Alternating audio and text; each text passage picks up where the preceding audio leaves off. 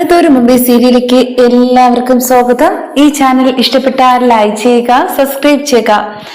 അലീനയെ സ്നേഹിച്ചു തുടങ്ങിയാണ് Stanley Joseph. ഇത് എന്തുകൊണ്ടാണെന്ന് എനിക്കിപ്പോ മനസ്സിലായി എന്ന് അവതക്കുട്ടി സ്റ്റാൻലി ജോസഫിന്റെ അടുത്ത് പറയുക. അതെന്താ മനസ്സിലായെന്ന് അപ്പച്ചൻ പറയുന്നേ? അല്ല, ഞാൻ ഈ പറഞ്ഞ കാര്യങ്ങൾ നേരത്തെ ആയിരുന്നെങ്കിൽ അവൾ ഇത്രത്തോളം വിഷമിക്കില്ലായിരുന്നു. നീ അവളടുത്ത് ദേഷ്യത്തിൽ നിന്ന സമയത്ത് എന്തായിരുന്നു? എന്നാൽ ഇപ്പം കണ്ടോ, അവക്കൊരു സന്തോഷമുണ്ട് ഈ വീട്ടില്. പക്ഷെ എപ്പോഴാ ഇനി ഒരു പൊട്ടിത്തെറി നടക്കാൻ പോകുന്നതെന്ന് നമുക്കറിയില്ലല്ലോ എന്നൊക്കെ പറയുന്നുണ്ട്. അങ്ങനെ മോള് എന്ത് ചെയ്യുമായിരുന്നു? ചായ ഇട്ടുകൊണ്ടിരിക്കുകയായിരുന്നു. എല്ലാവർക്കും ഞാൻ ചായ എടുക്കട്ടെ എന്നൊക്കെ ചോദിക്കുന്നുണ്ട്. വേണ്ട, മോൾ ഇന്ന് ഇവിടെ വന്നിരിക്കേ ഞങ്ങളടുത്ത് എന്നൊക്കെ പറഞ്ഞ് അവതക്കൂട്ടി പിടിച്ചിരുത്തുന്നുണ്ട്.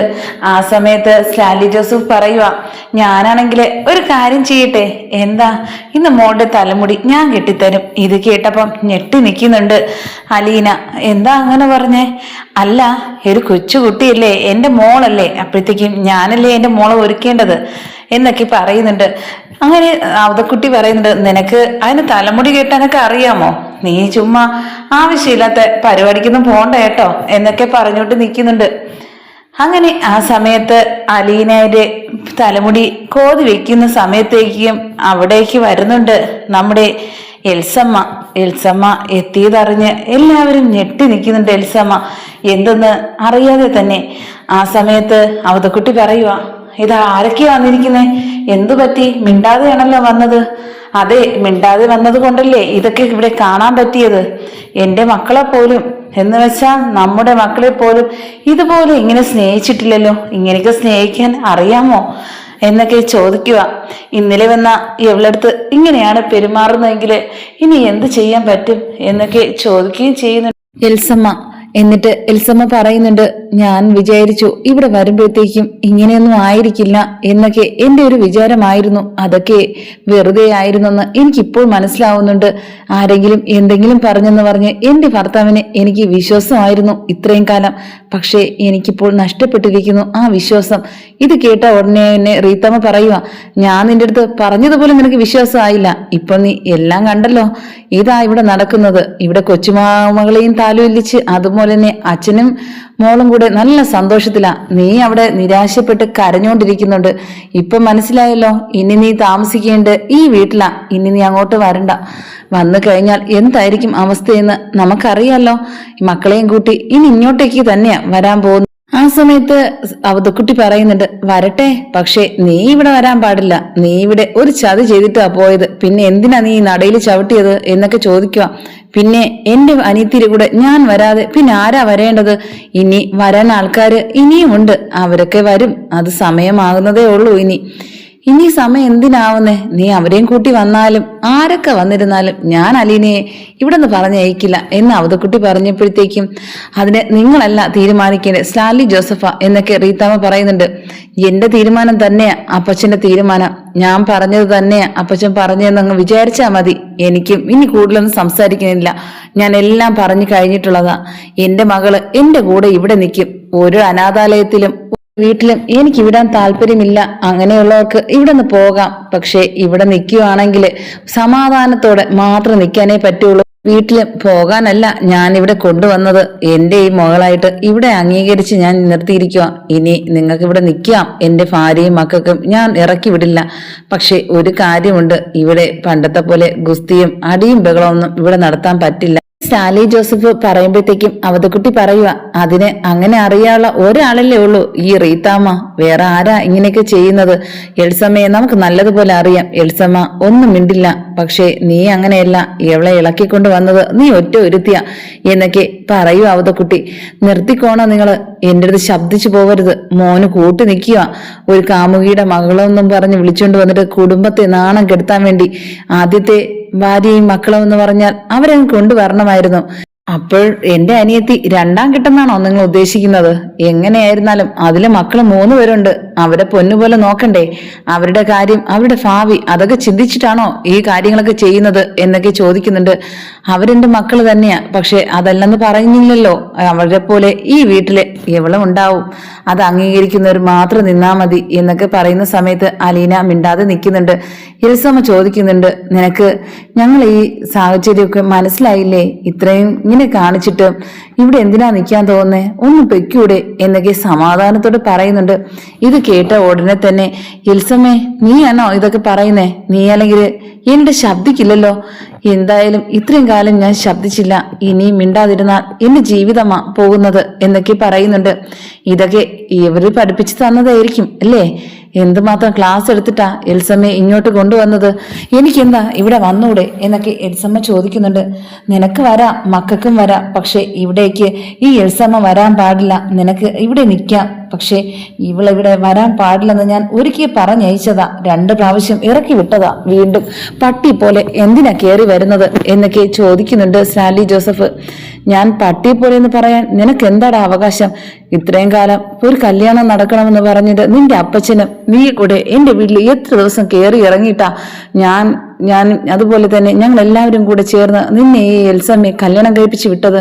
അപ്പോഴൊന്നും പറഞ്ഞില്ലല്ലോ ഒരു മുമ്പേ ഒരു കാമുകി ഉണ്ടെന്ന് പറഞ്ഞ കാര്യങ്ങളൊന്നും. ഇതിപ്പോൾ എല്ലാം ആയിക്കഴിഞ്ഞപ്പോൾ ഒരു കുട്ടിയും കൊണ്ട് വന്നിരിക്കുക, കുടുംബത്തെ നശിപ്പിക്കാൻ വേണ്ടി. എവിടെയെങ്കിലും കയറി വന്നോളും എന്നൊക്കെ അവളെ പറഞ്ഞപ്പോഴത്തേക്കും അലീനയുടെ അടുത്ത് ഒരക്ഷരം മോശമായിട്ട് പെരുമാറരുത്. എന്റെ മകളായിട്ട് ഈ വീട്ടിൽ ഞാൻ കൊണ്ടുവന്നത്, അതുപോലെ ഇനി ആയിരിക്കും. ആരൊക്കെ എന്തൊക്കെ പറഞ്ഞിരുന്നാലും ഞാൻ 100 പ്രാവശ്യം ഓരോ കാര്യങ്ങളൊക്കെ പറഞ്ഞിട്ട് ഇതൊന്നും മനസ്സിലാവാത്ത എന്താ റീതാമേ? ഈ റീതാമ്മ വരാൻ പാടില്ല, അത് തന്നെയാ എന്റെ ഒരു തീരുമാനം. ആ സമയത്ത് റീതാമ്മ പറയുക, ഞാൻ വരാൻ പാടില്ലെങ്കിൽ പിന്നെ എന്തിനാ നീ ആണെങ്കിൽ അങ്ങോട്ട് വന്ന് കല്യാണം കഴിച്ചത്? ഞങ്ങളടുത്ത് കല്യാണം ആലോചിച്ച് വന്നപ്പോഴത്തേക്ക് ഇങ്ങനെയല്ലല്ലോ പറഞ്ഞിരുന്നേ. ഇവളെ കല്യാണം കഴിപ്പിച്ച് തരണം എന്ന് പറഞ്ഞ് 100 പ്രാവശ്യമാണ് ഞങ്ങളെ വീട്ടിൽ കയറി ഇറങ്ങിയത്. ഈ അപ്പച്ചനും അതുപോലെ നീയും. ഇപ്പമാണെങ്കിൽ ഞങ്ങളെ പറഞ്ഞയക്കാനാ നിന്റെ ഉദ്ദേശം, ഇവിടുന്ന് വന്ന ഒരു മോക്ക് വേണ്ടി. ഇതൊക്കെ കേട്ട ഉടനെ സ്റ്റാൻലി ജോസഫ് പറയുന്നുണ്ട്, അന്നെന്റെ കല്യാണം നടക്കണമായിരുന്നു. ആ ഒരു ഉദ്ദേശത്തിൽ എന്റെ അപ്പച്ചനാ ഇതൊക്കെ തീരുമാനിച്ചത്. എന്നാൽ ഈ കാര്യം ഞാൻ പറഞ്ഞില്ല. അത് ഞാൻ ചെയ്ത തെറ്റ് തന്നെയാ. ഇങ്ങനെ ഒരു മകൾ ഉണ്ടാകുമെന്ന് ഞാൻ കരുതിയില്ല. ഞാൻ അറിഞ്ഞിരുന്നെങ്കിൽ ഞാൻ ആദ്യം അലീനയെ തന്നെ ഇങ്ങോട്ടേക്ക് കൊണ്ടുവരുമായിരുന്നു. ഈ ഒരു കല്യാണം തന്നെ വേണ്ടാന്ന് വെക്കുമായിരുന്നു. ഇതൊക്കെ ഒരു നിമിത്തം പോലെ വന്നു ഭവിച്ചതാ. ഏതായാലും ആരൊക്കെ പറഞ്ഞിരുന്നാലും ഓഫനേജിൽ നിന്ന് ദത്തെടുത്ത് കൊണ്ടുവന്നത് പോലെയാ നീ ഇപ്പൊ കൊണ്ടു നിർത്തിയിരിക്കുന്നതോ ഇവളെ. എനിക്കത് കാണുന്നത് എനിക്ക് കലിയ, ഈ ഇവളുടെ അടുത്ത് നീ നിൽക്കുന്നത് കാണുമ്പോഴത്തേക്ക് എന്നൊക്കെ റീത്തമ്മ പറയുന്നുണ്ട്. എന്റെ മകള് എന്റെ അടുത്ത് നിൽക്കാതെ പിന്നെ ആരടുത്താ വന്ന് നിൽക്കേണ്ടത് എന്നൊക്കെ ചോദിക്കുന്നുണ്ട്. നീ മാത്രം പറഞ്ഞാൽ മതിയോ നിന്റെ മകളാണെന്ന്? വേറെ എന്തെങ്കിലും വല്ല ഇതൊക്കെ ഉണ്ടോ എന്ന് വെച്ചാൽ എന്താന്ന് മനസ്സിലായില്ല. അല്ല, തെളിവ് എന്ത് തെളിവാ? ഒരു അച്ഛനും മകളെന്ന് പറയാൻ വേണ്ടി തെളിവ് വേണമെന്നോ? എനിക്കറിയാം ഇതെന്റെ മകളാണെന്ന്. അത് ആ സമയത്ത് അവതക്കുട്ടി പറയുന്നുണ്ട്, ഇവളെ കണ്ട എന്റെ കുടുംബത്തിലെ മകളാണെന്ന് പറയാൻ വേണ്ടി ഒരേ ഒരു കാര്യമേ ഉള്ളൂ, എന്റെ ചിന്നമ്മ.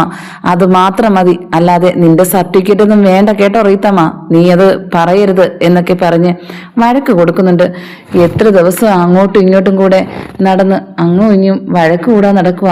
ഒരു കാര്യമില്ലാത്തോണ്ടാണ് വരുന്നേ. ഞങ്ങൾക്ക് ഒരേ ഒരു കാര്യമുള്ളൂ, ഈ വീട്ടില് അവൾ നിൽക്കാൻ പാടില്ല. അവക്ക് ഇപ്പം ഈ വീടും അവകാശമുള്ളതാ.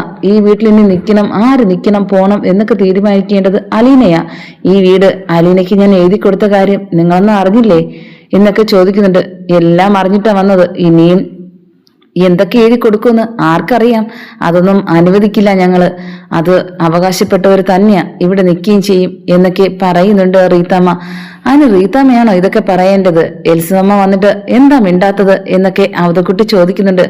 ഞാൻ പറയാൻ ഉദ്ദേശിക്കുന്ന കാര്യങ്ങൾ തന്നെയാ ചേച്ചി പറയുന്നത് എന്നൊക്കെ പറയുന്നുണ്ട് എൽസമ്മ. നീ പണ്ടേ ഇങ്ങനെ മിണ്ടാതിരുന്നത് കൊണ്ട് തന്നെയാ നിന്റെ ജീവിതം ഇങ്ങനെ ആയി പോയത്. അല്ലെങ്കിൽ ഇങ്ങനെയൊന്നും ആകില്ലായിരുന്നു.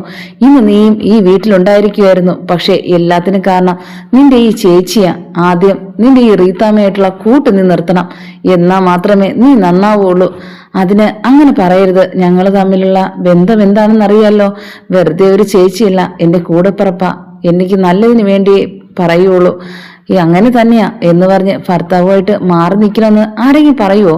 ഇത്രയും കാലം ഒറ്റയ്ക്ക് ഈ വീട്ടിലുണ്ടായിരുന്നു, എന്നിട്ട് ഒരു ദിവസമെങ്കിലും ഇങ്ങോട്ട് നിനക്ക് തിരിഞ്ഞു നോക്കാൻ തോന്നിയോ എന്നൊക്കെ ചോദിക്കുന്നുണ്ട്.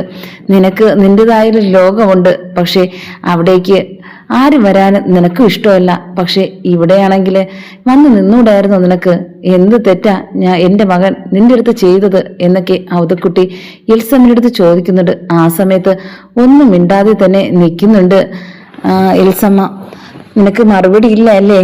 വീട്ടില് വലിയ വീടാ, നിങ്ങൾക്കറിയാലോ. ഈ വീടിനകത്ത് ഒറ്റയ്ക്ക് കുറെ വേലക്കാരുമായിട്ട് അവരുണ്ടാക്കി കൊടുത്തത് കഴിച്ചുകൊണ്ടാ ഇവിടെ താമസിച്ചുകൊണ്ടിരുന്നത്. നല്ല ഒരു ഭാര്യയാണെങ്കിൽ നീ ഇവിടെ പിള്ളേരെയും കൊണ്ടുവന്ന് താമസിച്ച് ഇവിടെ ഇവന് ആഹാരം വെച്ച് കൊടുക്കില്ലായിരുന്നോ? നീ എന്താ അത് ചെയ്യാത്തത് എൽസമ്മേ? ഇപ്പോഴത്തേക്കും ഒരു മോള് വന്നെന്ന് പറഞ്ഞപ്പോഴത്തേക്കും ഓടിയെത്തിയല്ലോ. നേരത്തെ നീ അത് ചെയ്യണമായിരുന്നു. നിന്റെ ജീവിതം സുരക്ഷിതമാക്കണമെങ്കിൽ നീ അതായിരുന്നു ആദ്യം ചെയ്യേണ്ടത്. അല്ലാതെ ആരെങ്കിലും വന്നെന്ന് പറഞ്ഞ് അടി വെക്കാനോ ചീത്ത വിളിക്കാനല്ല ഇങ്ങോട്ടേക്ക് വരേണ്ടത് എന്നൊക്കെ അവതക്കുട്ടി പറയുന്നുണ്ട്. ഇതൊന്നും കേൾക്കാതെ തന്നെ നിൽക്കുന്ന റീത്താമ്മ വേറെ ഏതോ ചിന്തയിലൂടെ. പക്ഷെ എൽസമ്മ ആ സമയത്ത് പറയുന്നുണ്ട്, എനിക്ക് വരാൻ ആഗ്രഹമുണ്ടായിട്ടല്ല ചേച്ചി എൻ്റെ അടുത്ത് പറഞ്ഞു ഇപ്പോൾ അങ്ങോട്ട് പോണ്ടാന്ന്. നിന്റെ ചേച്ചി തന്നെയാ നിന്റെ ജീവിതം നശിപ്പിച്ചത്. എന്നാലല്ലേ അവർക്ക് ആദായം കിട്ടുള്ളൂ. ഇവിടുന്ന് കിട്ടുന്നത് വെച്ച് കഴിഞ്ഞു പോവുകയല്ലേ എന്നൊക്കെ പറയുന്നുണ്ട്. ആ സമയത്ത് ഉടനെ തന്നെ എൽസമ്മയെ നോക്കുന്നുണ്ട് റീത്താമ്മ. എന്നിട്ട് പറയുക, നീ എന്റെ കാര്യം പറയുന്ന എന്തിനാ? നിനക്ക് താല്പര്യമില്ലെന്ന് ആയതുകൊണ്ടല്ലേ നീ വരാത്തത്? അതും എന്റെ തലയിലാണോ നീയും വയ്ക്കുന്നേ എന്നൊക്കെ ചോദിക്കുന്നുണ്ട്. ആ സമയത്ത് അവതക്കുട്ടി പറയുക, ഇപ്പൊ മനസ്സിലായല്ലോ ആർക്കാ താല്പര്യമില്ലാത്തതെന്ന്. ഇത്ര വർഷങ്ങളാ ഇങ്ങനെയൊക്കെ പോയിക്കൊണ്ടിരിക്കുന്നത്. ഇപ്പോഴത്തേക്കും വന്നിരിക്കുന്നു മക്കളെയും കൊണ്ട് ഇങ്ങോട്ട് താമസത്തേക്ക് വരാൻ. അതൊക്കെ നല്ല കാര്യം, വരണം, ഇവിടെ നിൽക്കണം. പക്ഷെ സന്തോഷത്തോടെ ആയിരിക്കണമെന്നേ ഉള്ളൂ. അലീനെ അംഗീകരിച്ചുകൊണ്ട്. അത് മാത്രമേ എനിക്ക് പറയാനുള്ളൂ എന്നൊക്കെ സ്റ്റാൻലി ജോസഫ് പറയുന്നുണ്ട്. അപ്പച്ചൻ പറഞ്ഞ കാര്യവും എനിക്ക് അതേ പറയാനുള്ളൂ. എനിക്ക് വേറെ തീരുമാനങ്ങളൊന്നുമില്ല എന്നൊക്കെ എൽസമ്മയുടെ അടുത്ത് പറയുന്നുണ്ട്. എന്നാൽ എൽസമ്മ ശാന്തമായിട്ട് നിന്ന് ഇതെല്ലാം കേട്ടുകൊണ്ട് നിൽക്കുന്നുണ്ട്. ഈ സമയത്ത് എന്ത് ചെയ്യണം, ഇവനെയൊക്കെ എന്ത് ചെയ്യണം എന്നൊക്കെ ഒരു ചിന്തയോട് ദേഷ്യത്തോടെ നോക്കുന്നുണ്ട് റീത്താമ്മ. എന്നെ നീ അനാവശ്യം പറഞ്ഞു, അത് ഞാൻ ഒരിക്കലും സഹിക്കില്ല. എന്നെ 2 പ്രാവശ്യം ഈ വീട്ടിൽ നിന്ന് ഇറക്കി വിട്ടിട്ടും ഞാൻ ഇവക്ക് വേണ്ടിയാ ഇന്ന് ഞാൻ കൂടെ വന്നത് എന്നൊക്കെ പറയുന്നുണ്ട്. ആരൊക്കെ കൂടെ വന്നിരുന്നാലും എന്റെ തീരുമാനത്തിൽ നിന്ന് ഒരു മാറ്റവും ഇല്ല. അലീന എന്റെ മോള, ഈ വില്ല രാജകുമാരി. അവളുടെ കല്യാണം നല്ല രീതിയിൽ ഞാൻ ഇവിടെ നടത്തും. അത് അംഗീകരിച്ച് നിൽക്കാൻ പറ്റുന്നവർക്ക് ഈ വീട്ടിൽ നിൽക്കാം എന്നൊക്കെ സ്റ്റാൻലി ജോസഫ് ഉറച്ച തീരുമാനത്തോടെ പറയുന്നുണ്ട്. ഇത് കേട്ട ഉടനെ തന്നെ അവതക്കുട്ടി പറയുന്നുണ്ട്, ഇപ്പോഴാ നീ എന്റെ മകനായത്. ഈ പറയേണ്ട ധൈര്യം നീ ആരൊക്കെ വന്നിരുന്നാലും നീ കാണിക്കണം. നമുക്ക് നമ്മുടേതായിട്ടുള്ള സത്യമുണ്ട്, അത് മനസ്സിലാക്കിയാൽ മാത്രം മതി എന്നൊക്കെ പറയുന്നുണ്ട് അവതക്കുട്ടി. ആ സമയത്ത് അലീന മിണ്ടാതെ നിന്ന് പറയുക, ഞാനാണെങ്കിൽ എല്ലാവർക്കും വിഷമാണെങ്കിൽ ഞാൻ ഇവിടെ നിന്ന് പോകാം. അലീന ഇവിടുന്ന് ഒരിടം പോകില്ല എന്നൊക്കെ എൽസമ്മ പറയുന്നുണ്ട്. അതെന്താ എന്ന് ചോദിക്കുന്നുണ്ട് റീത്ത. മകളെന്ന് പറഞ്ഞിട്ടും നമ്മള് ഇറക്കി വിടുന്നത് ശരിയാണോ? അത് തെറ്റ് തന്നെയാ എന്നൊക്കെ പറയുന്നുണ്ട് എൽസമ്മ. എന്നിട്ട് ചോദിക്കുന്നുണ്ട്, നീ ഇപ്പോൾ ഇവരെ ഇറക്കി വിടാൻ വന്നതോ അവളെ വീണ്ടും ഇവിടെ താമസിപ്പിക്കാൻ വന്നതാണോ? നിനക്ക് സമാധാനത്തിന്റെ ഒരു കൊടി എന്ന നിലയില് നീ പറയുന്നതാ, പക്ഷെ നിന്റെ ജീവിതം ചിന്തിക്കുന്നില്ല. ഇത്രത്തോളം പറഞ്ഞത് നിങ്ങൾ കേട്ടില്ലായിരുന്നോ? എന്തായാലും അവക്ക് പോവാൻ ഇഷ്ടമില്ലെങ്കിൽ നമ്മൾ ആരെയും പറഞ്ഞയക്കണ്ട, ഇവിടെ കഴിഞ്ഞോട്ടെ. സ്റ്റാൻലി ജോസഫിന്റെ മകളല്ലേ എന്നൊക്കെ എൽസമ്മ പറയുന്നുണ്ട്. കണ്ടോ, അവക്ക് വന്ന ബുദ്ധി പോലും നിനക്ക് തോന്നിയില്ലല്ലോ റീത്താമ്മ എന്നൊക്കെ അവതക്കുട്ടി ചോദിക്കുന്നുണ്ട്. ഞങ്ങൾക്കറിയാം എൽസമ്മ ഒരു പാവമാ, പക്ഷെ അവളെ ഇട്ട് വട്ടം കറപ്പിക്കുന്നത് നീ ഒറ്റ ഒരുത്തിയാ. നീ ഇല്ലായിരുന്നെങ്കിൽ ഇന്നും അവര് ഈ വീട്ടിലുണ്ടായിരിക്കുമായിരുന്നു. അതിനൊക്കെ എന്തുമാത്രം നഷ്ടം സംഭവിച്ചെന്ന് നിനക്ക് പറയാൻ പറ്റില്ല. അതുകൊണ്ട് ഇപ്പൊ ഇറങ്ങിക്കോണം, നീ മാത്രം. എൽസമ്മയ്ക്കും മക്കൾക്കും ഇവിടെ നിൽക്കാം എന്നൊക്കെ പറയുന്നുണ്ട്. അങ്ങനെ ഇവിടത്തെ കാര്യം എല്ലാം വിളിച്ച് സ്റ്റാൻലി ജോസഫിന്റെ കേൾക്കാതെ തന്നെ അലീന ബാലചന്ദ്രനെ വിളിച്ച് പറയുന്നുണ്ട്. ഇവിടെ വന്നിട്ടുണ്ട് അടുത്ത ആൾക്കാര്. അടുത്ത ആളെന്ന് വെച്ചാൽ ഇപ്പോൾ വന്നത് സ്റ്റാൻലി ജോസഫ് എന്റെ പപ്പയുടെ ഭാര്യയാ. പക്ഷെ കാണാനാണെങ്കിൽ നല്ല സുന്ദരിയാ. അത് മാത്രമല്ല നല്ലൊരു സ്വഭാവമുള്ളയാ. കാണുമ്പോ അറിയാം. എൻ്റെ അടുത്ത് അധികം ഒന്നും പറഞ്ഞില്ല. പറഞ്ഞത് മൊത്തം ആ റീത്താമ്മ എന്ന് പറയുന്ന സ്ത്രീയാ. അവരെ കൂടെ ഇല്ലാതാക്കുന്നത്. പക്ഷെ എനിക്ക് അവിടെ ആ പാവത്തം കണ്ടിട്ട് എനിക്ക് പോവാനാ തോന്നുന്നത്. അവരുടെ ജീവിതം ഞാനായിട്ട് എന്തിനാ നശിപ്പിക്കുന്നതെന്ന് ചോദിച്ചിരിക്കുകയും ചെയ്യുന്നുണ്ട്. ആ സമയത്ത് ബാലചന്ദ്രൻ പറയുക, അവര് പാവമാണെങ്കിൽ അവരുമായിട്ട് അംഗീകരിച്ച് മകളെ പോലെ അവിടെ നിൽക്കുക. അല്ലാതെ നീ ഒളിച്ചോടുന്നത് നല്ലതല്ല. അത് മാത്രമല്ല നിന്റെ അച്ഛനും അതുപോലെ അപ്പച്ചനൊക്കെയാ അവിടെ ഉള്ളത്. അന്യരൊന്നും അല്ല, നിനക്ക് വേണ്ടപ്പെട്ടവർ തന്നെയാ. അവരെ എങ്ങനെ അവകാശമുണ്ട്? ആ ഒരു അവകാശം നിനക്കും ആ വീട്ടിലുണ്ട്. അത് അംഗീകരിച്ച് തന്നില്ലേ സ്റ്റാൻലി ജോസഫ്? അതല്ലേ ഏറ്റവും വലുത്. അതുകൊണ്ട് അവിടെ തന്നെ നിൽക്കണം, വേറെ ഒരു ചിന്തയും പാടില്ല. പക്ഷേ അവര് വന്നവ ആ എൽസമ്മയായിട്ട് സ്നേഹത്തോടെ അമ്മയുടെ സ്നേഹം കാണിച്ചു പോണം. എനിക്ക് അതൊക്കെ തന്നെ ഇഷ്ടം. പക്ഷേ എനിക്കറിയാം പാവമാണെന്ന്. ആ റീത്താമ്മയാ ഭയങ്കര സാധനം. എനിക്കത് മനസ്സിലാവുന്നില്ല, എന്താ ഈ സ്വഭാവം ആയിപ്പോയെന്ന്. ഇവിടുന്ന് ഓരോന്ന് കാണിച്ചവരൊക്കെ പുറത്താക്കി, അറിഞ്ഞല്ലോ. ഇവിടെ കിച്ചണിലാണെങ്കിൽ പല പരിപാടിയും കാണിച്ചതാ, കള്ളത്തനങ്ങളും. അവരെ ഇപ്പോൾ പറഞ്ഞയച്ചു ഇവിടുത്തെ പപ്പ. ഇത് കേട്ടതും പറയുക, കണ്ടോ ഓരോ വഴിക്ക് ഓരോരുത്തരായിട്ട് പോകുന്നു, ഇനി നിങ്ങൾ മാത്രം തന്നെയാ അവിടെ. പക്ഷേ ഇവിടുത്തെ ഓരോ കാര്യത്തിന് ന്യൂസ് കൊടുത്തോണ്ടിരുന്നത് ഇവിടുത്തെ പൗലോസ് ആയിരുന്നു. പൗലോസ് ഇവിടെ നിന്ന് ഇറങ്ങി പിന്നെ അവിടെ പോയിട്ട് എന്തൊക്കെയോ വിളിച്ച് പറഞ്ഞിട്ടുണ്ട്. അതുകൊണ്ട് തന്നെയാ ഇവിടെ നിന്ന് ഇറക്കി വിട്ടിട്ടും ആ റീതാമ എൽസമ്മയെന്ന് പറയുന്ന ഇവിടെ പപ്പയുടെ ഭാര്യയും വിളിച്ചോണ്ട് ഇവിടേക്ക് വന്നത്. അതുകൊണ്ട് അവിടെ ദൂരെ നിന്നിരുന്നാലും ഇവിടെ കുളം തോണ്ടാൻ നോക്കുക ആ പൗലോസ്. എനിക്ക് ഈ വീട്ടിൽ നിന്ന് പോകണം എന്ന തീരുമാനം ഞാൻ എടുത്തപ്പോഴത്തേക്കും എൻ്റെ അടുത്ത് പറയുക, വേണ്ട പോണ്ടെന്നാ പറഞ്ഞ്. ആ ഒരു മനസ്സില്ലേ, അതാ എനിക്ക് ഇഷ്ടപ്പെട്ടത് എന്നൊക്കെ അലീന പറയുന്നുണ്ട് ബാലചന്ദ്രന്റെ അടുത്ത്. ഒരു കാര്യം കൂടി പറയാനാ ഞാൻ വിളിച്ചത്. എന്താ? നിനക്ക് എന്ത് എൻ്റെ അടുത്ത് പറയാലോ. അത് എൻ്റെ അടുത്ത് കൃഷ്ണ വിളിച്ച് പറഞ്ഞായിരുന്നു, ഇപ്പം ഭയങ്കര മദ്യപിക്കലിതിരി കൂടുതലാന്ന്. അതെന്തിനാ ഇങ്ങനെ? അതൊന്നും വേണ്ട, അങ്ങനെയൊന്നും ഇല്ലാതിരുന്നല്ലേ. നീ ഇവിടെ ഉണ്ടായിരുന്നപ്പോഴത്തേക്കും ഞാൻ അങ്ങനെയൊന്നും അല്ലായിരുന്നു. പക്ഷെ എനിക്കിനി പിടിച്ചു നിൽക്കാൻ കഴിയുന്നില്ല. എനിക്ക് ആ വൈജയന്തിയെ കാണുമ്പോൾ തന്നെ ദേഷ്യമാ. അതുകൊണ്ടാ ഞാനിങ്ങനെ കുടിച്ചു പോകുന്നത്. എൻ്റെ മനസ്സിലെ ആ ഒരു സത്യം ഇരിക്കുമ്പോഴത്തേക്കും ഞാൻ എന്ത് ചെയ്യാനാ? എൻ്റെ മനസ്സിന്റെ ഉള്ളിൽ എനിക്ക് അവളുടെ അടുത്തുള്ള കലി കൂടിക്കൂടി വരുക. അത് ആലോചിക്കുമ്പോൾ എൻ്റെ മനസ്സിനെ പോലും എനിക്ക് നിയന്ത്രിക്കാൻ സാധിക്കുന്നില്ല. അതുകൊണ്ട് എനിക്കൊരു നല്ലൊരു സമാധാനവും മരുന്നും എന്ന നിലയിലാണ് ഞാൻ ഇപ്പോൾ ഈ മദ്യപിക്കുന്നത്. അതൊക്കെ ചെയ്യുമ്പോഴത്തേക്കും എനിക്കൊരു ആശ്വാസം തോന്നുന്നത്. ഇങ്ങനെ ചെയ്തെന്ന് പറഞ്ഞ് എന്തിനാ നശിപ്പിക്കുന്നത്? ഞാനിവിടെ പപ്പയുടെ കൂടി നിർത്തിയപ്പോഴത്തേക്കും എൻ്റെ അടുത്ത് പറഞ്ഞതല്ലേ അതൊന്നും വേണ്ട, പല അസുഖങ്ങളും വരുമെന്ന്. അതുപോലെ എനിക്ക് തിരിച്ചും പറയാനുള്ളത്, എന്തിനാ ചുമ്മാ കുടിച്ച് ആരോഗ്യം നശിപ്പിക്കുന്നത്? അതുകൊണ്ട് ഇനി ഞാൻ പറയുന്നത് കേൾക്കണം അച്ഛൻ, ഇനി മദ്യപിക്കരുത്. ഇന്നലെ എനിക്ക് അവള് വിളിച്ച് പറഞ്ഞപ്പോഴത്തേക്കും ഭയങ്കര വിഷമായി. അതും സങ്കടത്തോടെയാ എൻ്റെ അടുത്ത് പറഞ്ഞത്.